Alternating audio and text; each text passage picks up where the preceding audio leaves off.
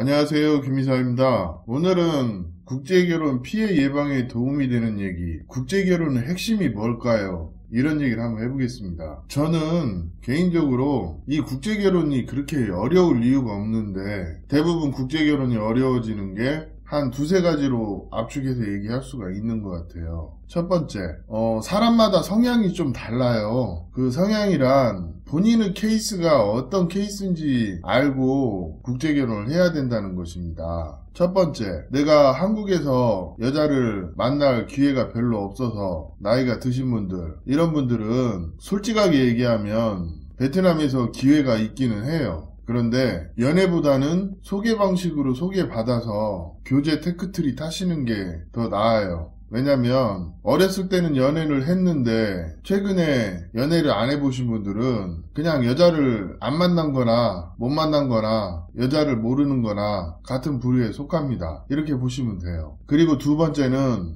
이 연애는 되는데 결혼이 안 돼요. 왜냐면 요즘에 한국에서 버는 수입이 좀 적게 벌면 200만원대, 많이 벌면 한 400만, 500만원 이 정도 되실 거예요. 내가 직장 생활하고 안정적인 생활은 가능을 한데 연애까지도 돼요. 요즘 한국에서 연애가, 저도 예전에 결혼하기 전에 한국에서 여자를 만나보면 데이트하고 뭐 하고 그러면 한 달에 한 200만원 정도 쓰고 그러다 보면 언제 돈을 모읍니까? 사실은 재혼인 제가 느끼기에도 그렇게 느끼는데 한국 남자들이 생각할 때 한국 여자와는 결혼의 허들이 높기 때문에 베트남으로 눈을 돌리시는 분들도 있을 거예요. 이런 분들은 내 생활이 안정적이면 우선 거주 문제 해결하고 그 다음에 결혼에 필요한 최소 자금 한 3천만 원 정도 준비하시고 국제결혼 쪽을 바라보면 아무래도 좋은 결과가 있습니다. 그리고 세 번째,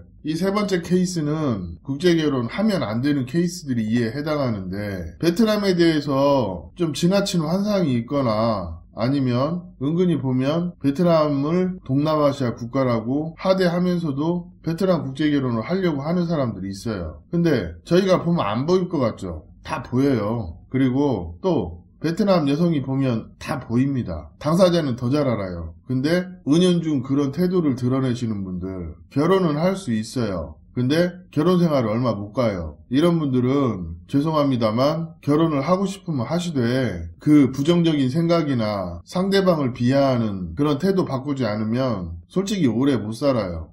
저 같아도 제가 여자라면 그런 남자는 안 만나겠네요. 처음에 모르니까 어떻게 소개받았다 하더라도 아니다 싶으면 저라도 같이 안 살 것 같습니다. 그렇기 때문에 국제결혼 하시려면 이 마음 잘 고쳐먹고 좋은 마음으로 긍정적인 생각을 해야 그 긍정적인 생각이 선순환돼서 좋은 결혼도 되는 겁니다. 제가 말하고 싶은 거는 국제결혼에 대해서 부정적인 생각이 있다거나 베트남을 좀 쉽게 생각하고 본인 자체가 기본적인 인성이 안 되신 분들은 국제결혼 하시면 안 돼요. 그건 맞는 얘기입니다. 대충 이 정도 얘기했고, 자, 국제결혼 성공하는 법 제가 서머리해서 알려드릴게요. 첫 번째, 일단 내 주변 정리가 우선입니다. 간혹 보면 자기 주변 정리라 자기 준비도 안 되어 있는데 좋은 여자를 찾고 그 다음에 결혼을 하겠다 이런 분들이 있는데 그렇게 하면 늦어요. 국제결혼의 특성을 아셔야 돼요. 국제결혼은 어떻게 보면 외국에서 여자를 데려오는 거기 때문에 진짜 순수하게 연애결혼 하시는 분들은 그렇게 많지 않고 대부분 짧은 시간 안에 어떤 테크트리를 타고 그렇게 결혼하는 케이스가 대부분이기 때문에 내 준비가 우선입니다. 그리고 두 번째는 업체 결혼도 있고 지인 결혼도 있고 알아서 만나고 이렇게 많잖아요. 근데 진짜 하지 말아야 할 거는 미프, 틴더, 헬로우톡 이런 데서 여자를 만나서 결혼하시면 안 돼요. 왜냐면 그 여성들도 나만큼 많은 경우의 수를 가지고 있고 또 결혼이라는 거는 어떤 신뢰성이 담보가 돼야 되는데 서로 다투거나 사이가 좀 묘연할 때는 다른 대안을 찾기도 하기 때문에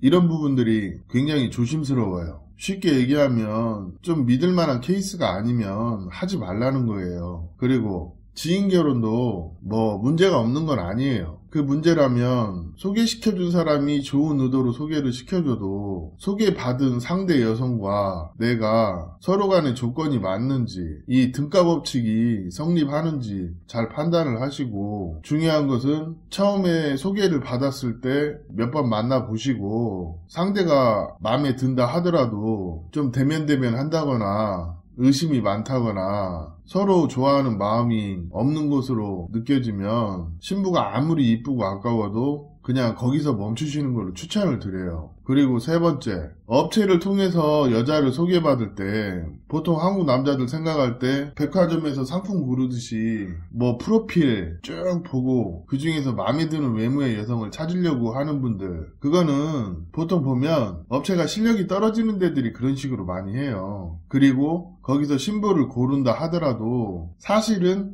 거의 다 현지에서 거절당하거나 또 생각이 바뀌어서 다른 여자와 결혼을 하는 게 많기 때문에 업체를 고르는 가장 좋은 방법 중에 첫 번째, 이 사전 매칭 시스템을 잘 하는 업체는 보통 한 1, 2개월 정도 시간을 두고 이 사전 매칭 작업을 해요. 이게 정식 계약이라고 하는데, 이런 정식 계약을 하는 업체들은 그래도 좀 괜찮긴 해요. 그렇지만 일단 중요한 게 이 나이에 대한 고려, 그리고 실제 맞선을 보러 갔을 때 신부 성격, 그 다음에 처갓집에 갔다 와서 전반적인 상황을 다 확인하고 계약을 하는 그런 업체랑 진행하는 것을 추천을 드려요. 왜냐면 계약금은 대부분 소멸되는 비용이에요. 그 돈 아까워 하시면 안 되고, 이 중도금이나 잔금을 낼 때 처갓집 가서 전후 사정 다 확인하고, 아, 이 정도면 내 머리가 납득이 가고 상대방이 나에 대한 태도가 진지하다, 그럴 때 최종적으로 중도금을 납입하고 그 다음에 결혼할 때 잔금을 납입하는 그런 업체들이 요즘 늘어나고 있기 때문에,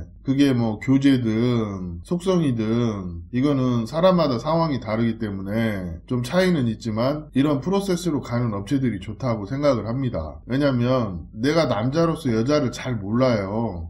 그러면 실질적으로 봤을 때 약혼하고 첫날 밤 치르고 남자친구 내지는 남편 노릇을 하는 게 교제로 진행하는 것보다 더 파혼율이 적어요. 물론 한국 남자 입장에서 상대를 모르니까 어떤 교제를 통해서 알아가는 과정을 거치고 결혼하고 싶은 마음은 이해는 합니다만, 이게 교제를 갖는다는 것이 일장일단이 크기 때문에 내가 여자를 잘 모른다 그러면 교제는 추천하지 않습니다. 그리고 소개를 받아서 교제하는 것과 연애 결혼은 틀려요. 서로 종목이 아예 다른데 착각하시는 분들 많아요. 착각하지 마세요. 업체 진행은 업체의 주도 하에 프로세스를 밟아서 결혼의 결과를 만드는 거기 때문에 제일 중요한 거는 국제결혼 회사도 중요하지만 그 중개인의 능력치가 굉장히 중요합니다. 이 점 아셔야 돼요. 그리고 마지막으로 드리고 싶은 얘기, 저는 업체도 좋고 지인도 좋고 뭐 알아서 만나는 것도 좋고 다 좋은데 제일 좋은 방법은 그 속을 알 수 있는 여자를 만나는 그런 게 중요하다 생각하는 그런 측면이 있거든요. 그게 왜 그러냐면 제가 다년간 이쪽 업계에 있으면서 지켜본 바에 의하면 한배 부부가 소개한다거나 아니면 친인척을 소개하는 그런 케이스가 대체적으로 한국에서 안착률이 높아요. 그리고 이혼도 없고, 뭐 업체 통해서 자기가 마음에 드는 스타일의 여성 만나서 결혼했는데